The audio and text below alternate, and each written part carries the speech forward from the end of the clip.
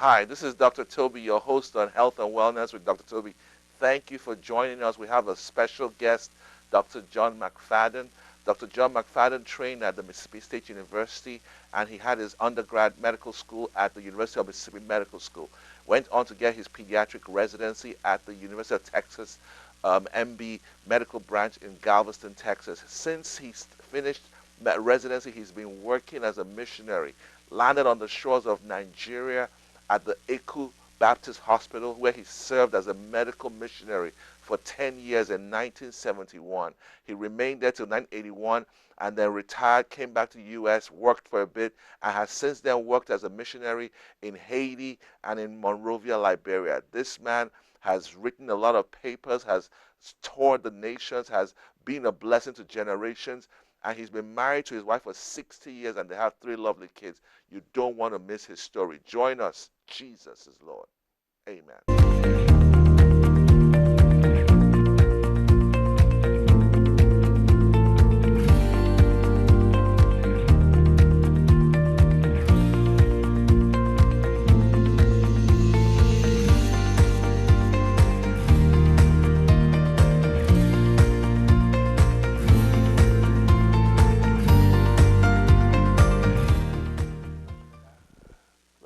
Hi, this is Dr. Toby from Health and Wellness with Dr. Toby. On this show, don't touch this dial. We have a fascinating program. We have a 83-year-old ex-missionary, current missionary to Haiti, ex-missionary to Nigeria, pediatrician trained at University of Mississippi Medical Center, Dr. John McFadden with us.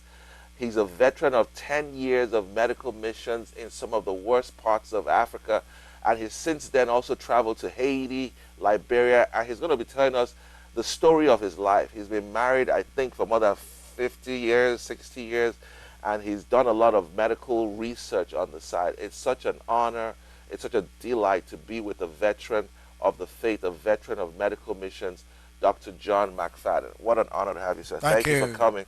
Good to and be as here. a Nigerian, originally, before I moved to the U.S., I want to say thank you for your service to the people of Nigeria. You said you went there in 1970? Yes, we went in 71 actually. After the Civil War. Yes, about a year after the Biafran War. And there were people still having bloated stomachs and emaciated? There were in the area that was called Biafra. Okay. Where I was in the next state over, there wasn't much of this. The war had not affected it as much. You were in what state? Rivers? It was called Midwestern State then. And across the Niger River. Wow. And actually, some of the area over near the Niger River was more affected. It was an Igbo dialect speaking area. Oh my goodness. So tell us a bit about your journey to missions.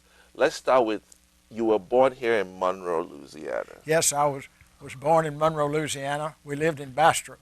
Okay. And I was a C-section baby in 1939. That seemed to have gone okay. Wow. Okay. That's 83, maybe 84 years ago. Yes, a while ago. And where did you meet your wife? Well, I met her at a missions conference. I was essentially a missions volunteer when I was at Mississippi State. And the Baptist sponsored a mission conference at either Camp Garraway in Jackson or Mississippi College. I can't remember which. May have been both. But my wife was there. And actually, I didn't find her again for a couple of years. But when I went to medical school, she was there also. What was she doing in? Well, actually, she'd done 2 years of medical school. Okay. Then went to medical technology school, and she was in that when I met her. So were you a team in the missions field? Like she did medical technology, you did medicine? Not really. At first, she taught the children. We had girls 2, 4, and 6 when we first went.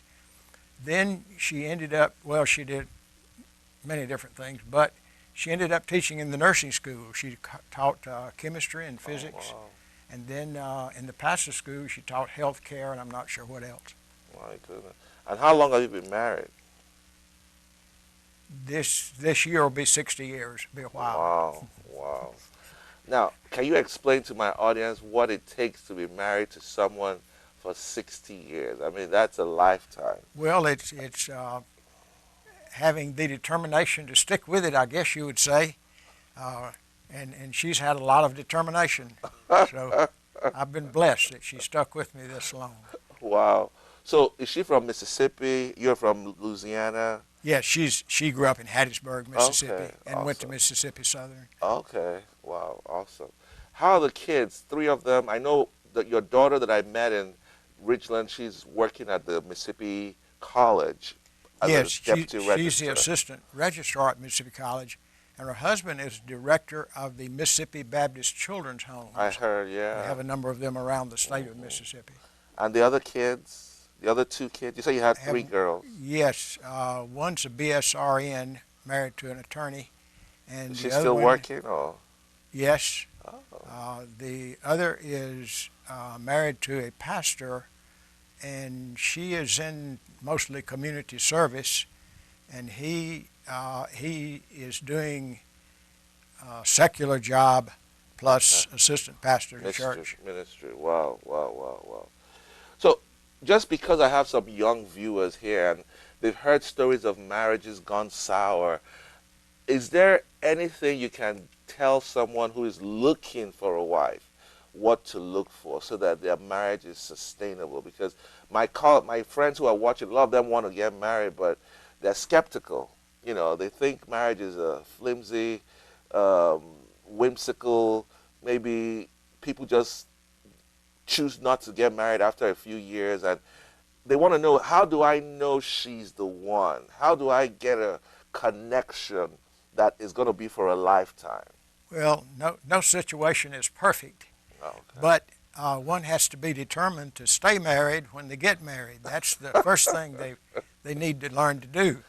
And there are plenty of people around who one can use for control or an example. Right. We have plenty of those. So, and particularly in our churches, Mhm. there are many stable marriages in churches, and the best thing to do is go to church and stay with it. Mhm. And that's what a lot of people don't do these days. They quit. They throw in the towel. You know, the first argument, the first mistake, they just say, "I'm done with this." You know, and marriage is a continuous blend of two souls, two spirits. I mean, you came from two different backgrounds, and you both have to get to know each other and then come to a certain level of union. Well, you have to lead a disciplined life too. Mhm. You cannot go off on tangents and do your own thing too much. Now, I'm not a very good one to say that about doing your own thing because I have too many projects always going. But So tell us a bit about you. What I find fascinating about you the most is you took your whole family to Africa when a lot of people in America would not have gone to Africa. The civil war in Nigeria just ended in 1970. 1 million Biafrans died in that civil war. There were hundreds of thousands of malnourished children. I mean, there was very little in terms of resources. You know, the government was barely catching its breath. And then you took three young kids. I don't know if they went in 70 or they went later. no, we all went together. In 70. In '71 it was. Wow, wow, wow, wow.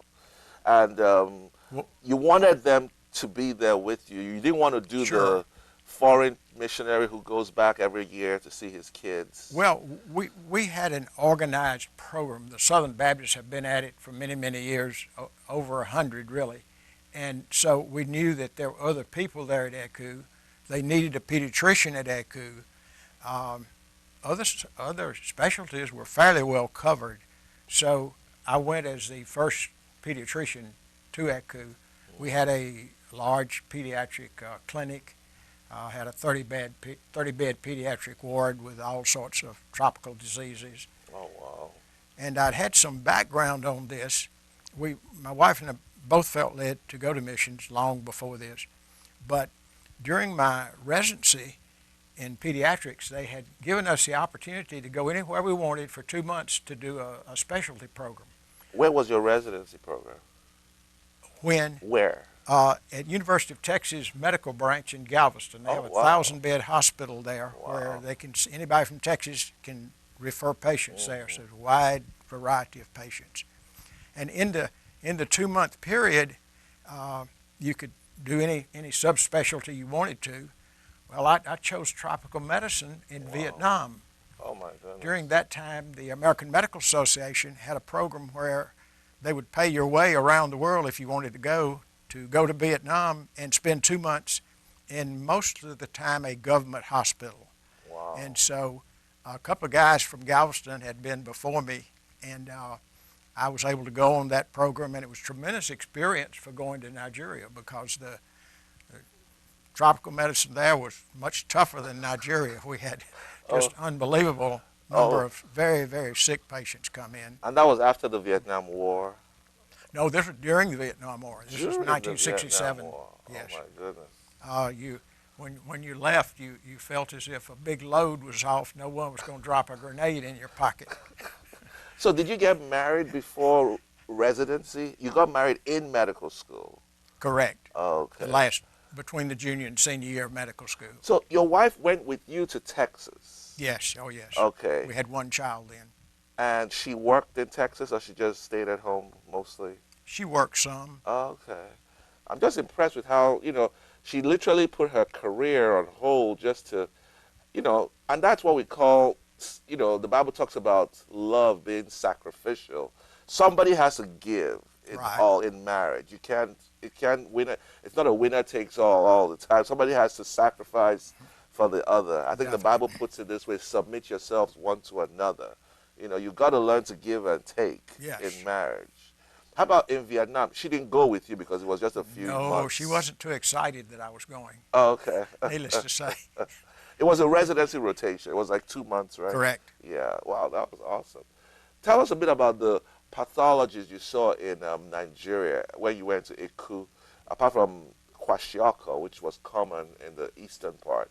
You saw malaria, typhoid? Well, we had all sorts of malaria. The worst cases of malaria were the cerebral malaria. Mm-hmm. That was very difficult to treat, and we lost a large percent of them. Oh, wow. We had the typical pneumonias. Now, I did adult medicine, too. We had tuberculosis. We had So you did not train. You did not train in adult medicine, but you felt comfortable because there was a need, obviously. Well, yes and no, because in medical school you do mostly adult, and you can build on that. For instance, I moonlighted in an emergency room a good bit during internship and residency. Wow. And so I kept up somewhat with adult medicine then.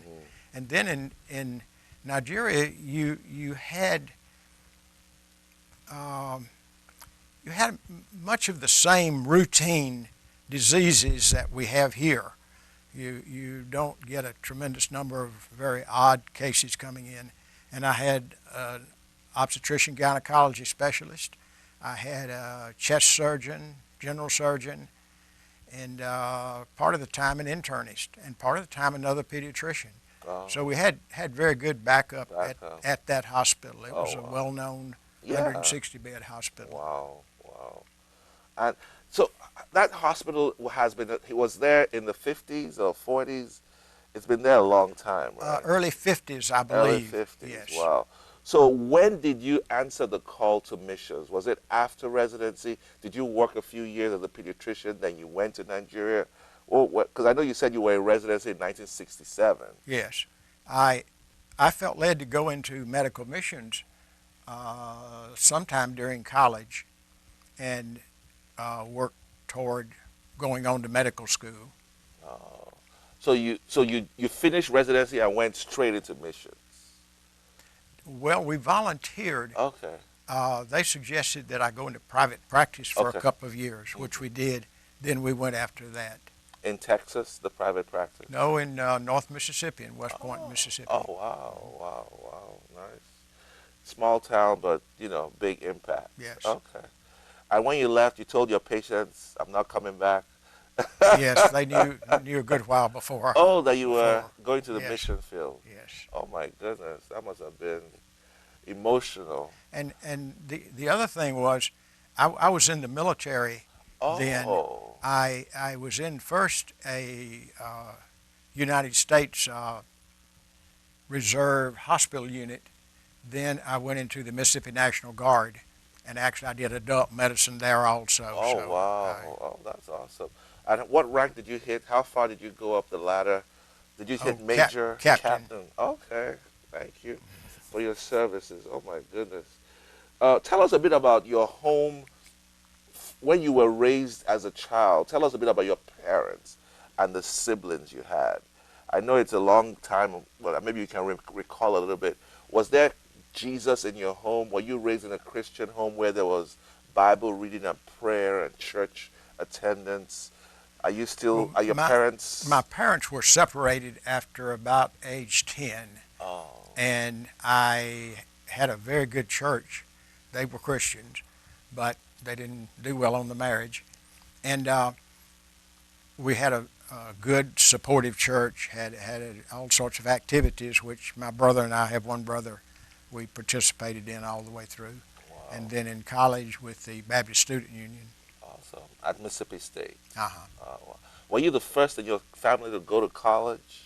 No, my mother was a graduate of, we call it Mississippi State College for Women then. In Columbus. In Columbus. Okay. She graduated in 1919. Like one of the first female, because I know they didn't let women go to college till, a couple of. It wasn't too long wasn't before too long. that, but the school was well Wow. established then. What did she study? She studied home economics. Wow. They call it something else nowadays, but she ended up teaching. She's like me. She wandered about in it. She ended up teaching first grade for years. In a public school or private? Yes, public school. Oh, wow. Wow. And your brother, where did he end up? Did he go to college? He went to Mississippi State and majored in engineering and ended up as a chemical engineer. Nice, nice. What made you choose medicine? I mean, you could have done engineering, you could have done education. I'm sure you were smart as a whip. I'm sure you could have done. Not hardly. But I was always interested in medicine, but I was interested in the veterinary field. Oh. And my veterinarian, the veterinarian who helped us on our farm, told me, John, don't do it. He says, go to medical school. So I began to think about that more, and it was somewhat difficult to go to veterinary school anyway. You had to go to Auburn. Mississippi didn't have a school. They do have a good one now, but didn't have one then. So I went on to medical school, and then on the way there, I felt led to do missions. Actually, I didn't know that there were such things as veterinary missionaries, but I've met many since. Really? One of my best friends now is a veterinary missionary. They do a great job in Haiti. I can't imagine. Where there's a need, they have to provide the resources. Now, when I'm in Haiti, I do a little veterinary on the side. Wow, wow. So let's go. So you grew up in Jackson, or what part of Mississippi? No, I grew up near Starkville in mostly really rural Clay County, if the truth were known, but West Point area. So coming to Jackson for medical school that was your first interaction with the big city, really, kind of. Yes, but we actually got outside of the university hospital area very little, so it wasn't much of a change from Mississippi State. Wow, wow, wow. So you spent 4 years in the medical school. I guess you trained with people like Guyton and all the. Yes. Dr. Dr. Hardy, Dr. Andy. I was there when they first put the monkey heart in the human transplant, right? And, John Hardy did the first transplant in America. And Dr. Andy was putting electrodes in people's brain then too. Oh wow! I don't know Andy, but I know Hardy. Really? Wow. And I'm sure you're one of the. Are you still in touch with your classmates? Are they all in the area? Or? No, they have scattered all over. And at 83, you first have to think, are they alive still? Is their brain working still? I have contact with a few of them, but not very many. Right. The University of Mississippi honors their alumni. They have an alumni house. And, we actually have a Christian Medical Doctors Association in UMC. I don't know if they didn't have it then, I guess, when you were there. I don't They think don't so. think so, right? So, so it helps at least the Christians to gather and interact with the students, Sure. So, wow, you're a man of dogged faith. I mean, really dogged faith. So, when you when you decided to have a family, you and your wife obviously wanted a Christian home. I'm asking because a lot of my viewers want to know, how did you raise three children and God has helped you? They're still in the faith. A lot of people raise kids and the kids are wayward, they're dysfunctional, they're delinquent, they're on drugs, alcohol, cigarettes, all that stuff. Is there a reason? What did you and your wife do different? Was there something unique in how you raise these kids? Especially you raise them abroad. I mean, that's an unusual environment to raise children. Well, we raised them in the church. Okay. We had a strong church presence the whole time, and our children have continued in that, I'm happy to report. Mm. What do you hear? Do you hear stories of missionary burnouts?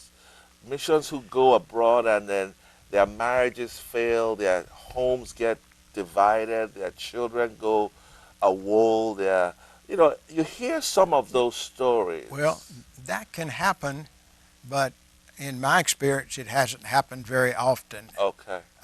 There you hear various stories. Now, everyone's, our mental status frequently changes as we get older. Right. Other things change, and it's one of these things like you've got to give, and some people just can't give. It's a problem. Right, the sacrifice part of it. Wow, that's awesome. And you said as you get older, those things change and all that. So a curiosity is, when you went to Eku, they went to a separate school in Nigeria. After about the sixth grade, fifth or sixth grade. So the first 3 years, they all stayed in Eku with you and your wife. Probably the first five. Okay. About the first five. And then they went to high school. No, just after they were in the fifth or sixth grade, they went off to the Hillcrest High School in Jos, Nigeria, which is about 250 miles from where we lived. We had some interesting experiences traveling on the road to Jos. Okay. You didn't fly? No. You'll think you'll just fly to Jos, but I guess it couldn't have an airport. No, there was no way to get to Jos by plane, unless maybe you went to Lagos, and there was Lagos Jos, but we never even looked into that. That was a long way. Yes. Wow. It was a good drive. It wasn't dangerous or anything, but just the road sometimes left something to be desired, and you had to cross the river and checkpoints and such. Oh my goodness. And they did well because it was a Christian school. They interacted with fellow missionaries' children. Yes, and a number of Nigerian children. And a number of Nigerian children. There were children from all over the world there. It was an interesting experience for them. Wow. I wonder who owned that school. Was it Bill started by a missions agency? I think a number of missions went together and established the Hillcrest School.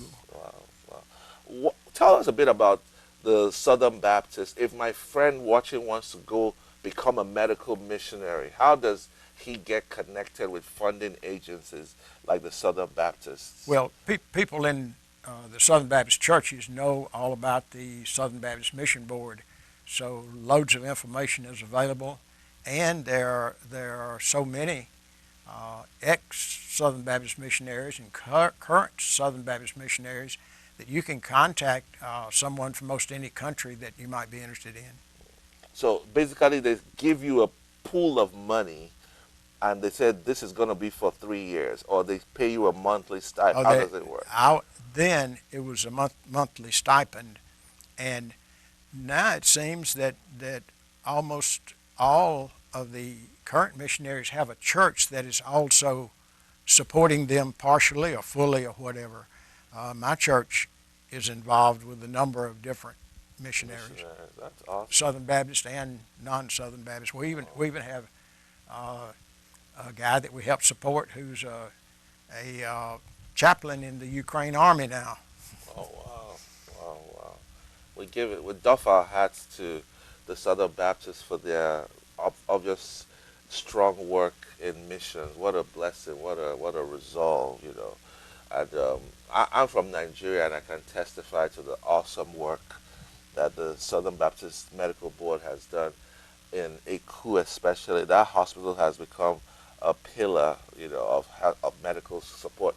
My auntie, my dad's younger brother, trained as a nurse Uh-huh. at Eku, and Uh-huh. she's now working in New Jersey as a Okay. podiatrist. Well, we have lots of ECHU nurses around the world and Really? doctors who train there also. Oh, wow, wow, wow.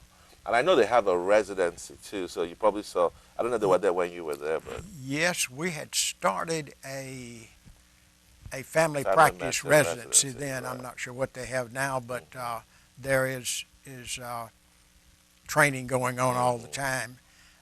When I was a trainee there, when I first got there, I found out that everyone would be happier with me if I would learn some surgery.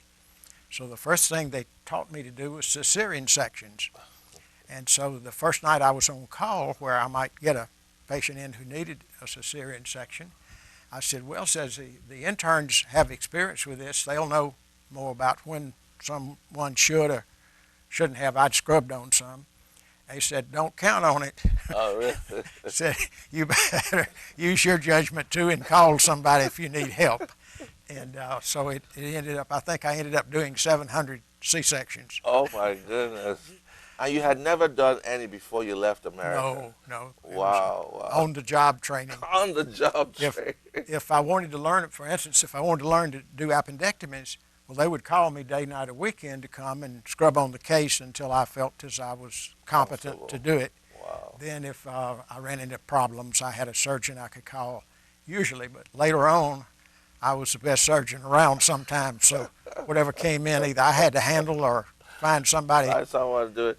We're going to talk about medical missions when we come back with Dr. McFadden. He's going to share his experience in Nigeria. You don't want to miss it. His experience in Haiti, his experience in Liberia. What an awesome life this man has lived. Check us out, faithandpower.online. God bless you. Jesus is Lord. Amen.